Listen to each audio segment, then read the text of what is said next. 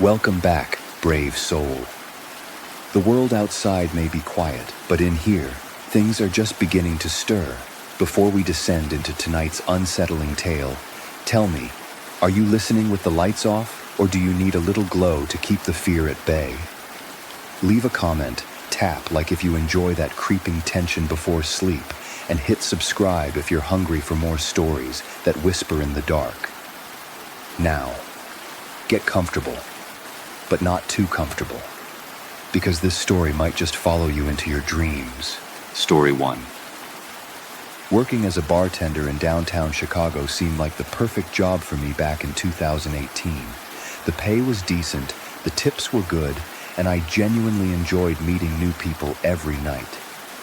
Murphy's Irish Pub had been around for decades, tucked between a vintage bookstore and a small bakery on a quiet street that came alive after dark. The building itself was old, probably from the 1920s, with exposed brick walls, dark wooden beams, and that authentic worn-in feel that couldn't be faked. I'd been working there for about 6 months when things started getting weird. At first, it was just small stuff that I brushed off as coincidence or my imagination running wild during those late-night shifts. Glasses would be in different spots than where I'd left them. The temperature would drop suddenly for no reason. Sometimes I'd hear footsteps upstairs in what was supposed to be an empty storage area. My manager, Tom, was this gruff guy in his 50s who'd been running Murphy's for over 20 years. When I mentioned the strange occurrences to him, he'd just laugh it off and tell me I was spending too much time around drunk people and their ghost stories. But I noticed something in his eyes when I talked about it, like he knew more than he was letting on. The first really unsettling incident happened on a Tuesday night in October. Tuesdays were usually dead, especially after midnight, so I was alone behind the bar with just 3 customers nursing their drinks in different corners of the pub.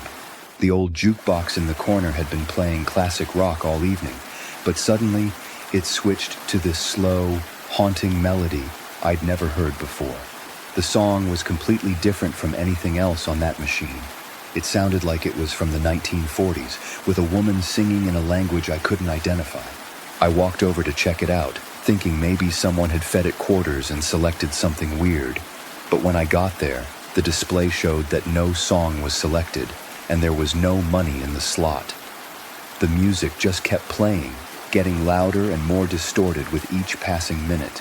One of my customers, an older guy who came in every Tuesday, looked at me with wide eyes and asked if I was playing some kind of joke on him. I unplugged the jukebox from the wall, but the music didn't stop. It kept playing for another full minute before finally fading away into silence. The 3 customers left shortly after that, leaving me alone with a machine that had somehow played music without power. I spent the rest of my shift avoiding that corner of the pub. When I told Tom about it the next day, he got this look on his face that I'd never seen before. He was quiet for a long moment, then told me that the jukebox had belonged to the previous owner of the building. Apparently, it had some sentimental value, so they'd kept it when Murphy's took over the space in the late 1990s. He didn't elaborate, but something about the way he said it made me think there was a lot more to that story. Things escalated quickly after the jukebox incident. The next week, I started seeing someone in my peripheral vision while I was working. It was always the same figure, a woman in what looked like a 1940s dress, standing near the back corner where we kept the extra chairs stacked up. Every time I'd turn to get a better look, she'd be gone. But I could swear I caught glimpses of dark hair and pale skin, and sometimes I'd smell perfume that didn't match anything any of my customers were wearing. The other bartenders started noticing things too. Sarah, who worked the weekend shifts, mentioned that she'd been finding the front door unlocked in the mornings, even though she was certain she'd locked it the night before. Mike, who covered Thursday nights, said he'd been hearing someone walking around upstairs during his shifts, but when he'd go check, there was never anyone there. We started comparing notes, and a pattern emerged. All of these incidents were happening more frequently, and they seemed to be centered around the back corner of the pub where I'd been seeing the woman. That area had always felt a little colder than the rest of the bar, but now it was noticeably frigid. Customers would unconsciously avoid sitting at those tables, even on busy nights when seating was limited.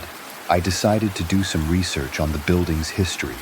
The local library had old city records and newspaper archives that went back decades. What I found made my blood run cold. The building had indeed housed a bar in the 1940s called the Blue Moon Lounge. In 1947, a young woman named Eleanor Hartwell had been murdered there under mysterious circumstances. According to the newspaper articles I found, Eleanor was a regular at the Blue Moon. She was in her mid-20s, worked as a secretary downtown, and lived